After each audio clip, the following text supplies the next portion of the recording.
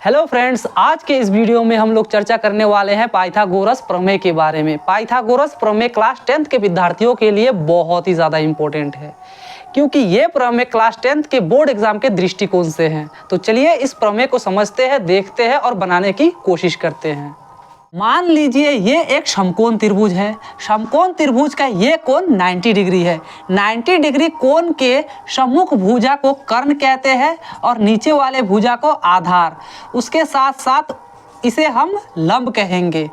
Pythagoras प्रमेय के अनुसार किसी समकोण त्रिभुज में उसका कर्ण का स्क्वायर आधार स्क्वायर जोड़ लंब स्क्वायर के बराबर होता है। इसी को हमें इस प्रमेय में सिद्ध करना है। इस प्रमेय को सिद्ध करने के लिए हमने सबसे पहले ABC एक समकोण त्रिभुज माना है जिसका कोण B 90 डिग्री, सिद्ध करना है हमें कि AC स्क्वायर, AC यहाँ पर कर्ण है यानी कर्ण का स्क्वायर आधार यहाँ पे AB है तो AB का स्क्वायर जोड़ लंब BC है तो BC का स्क्वायर। हालांकि यहाँ पर आधार और लंब बदल सकता है, आधार और लंब हमेशा बदलते रहता है, लेकिन कर्ण हमेशा कर्ण ही रहता है।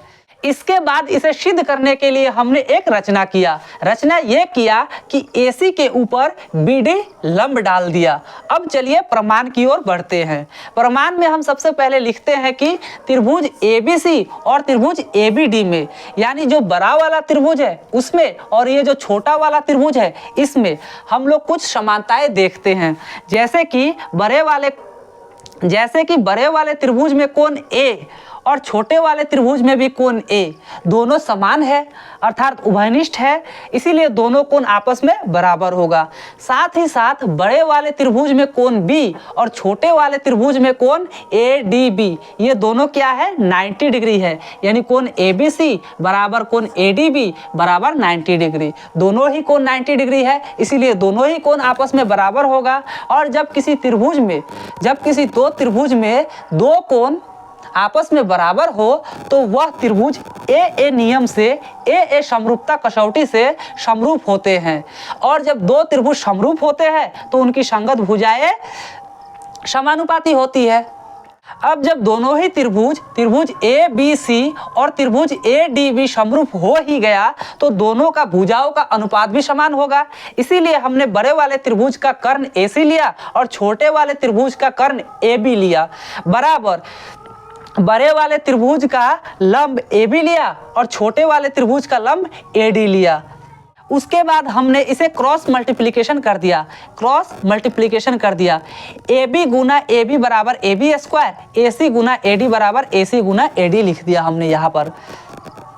इसे हमने समीकरण 1 मानने के बाद पुनः त्रिभुज ABC बड़ा वाला त्रिभुज और अब की बार छोटे वाले त्रिभुज में हमने ये वाला त्रिभुज लिया। एक बार फिर से हमने ठीक उसी प्रकार से जैसे यहाँ पर समरूपता दिखाया था, यहाँ पर भी हमने समरूपता दिखा दिया, अर्थात बड़ा वाला त्रिभुज इस छोटे वाले त्रिभुज का भी समरूप होगा।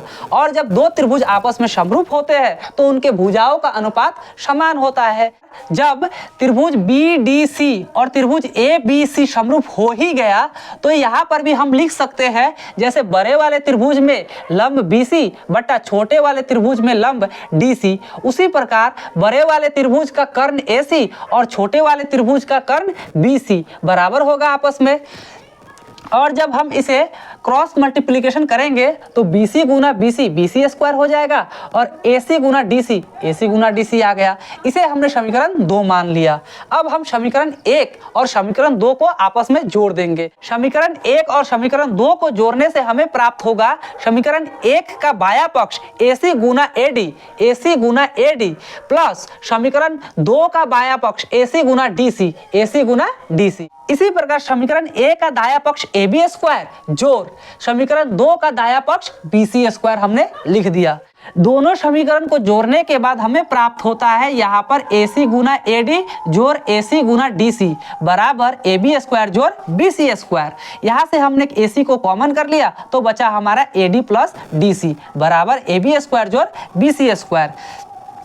यहाँ पर हम AD जोड़ DC यानी AD जोड़ DC बराबर AC लिख सकते हैं, इसीलिए हमने AC का AC और इसके बदले में भी AC लिख दिया।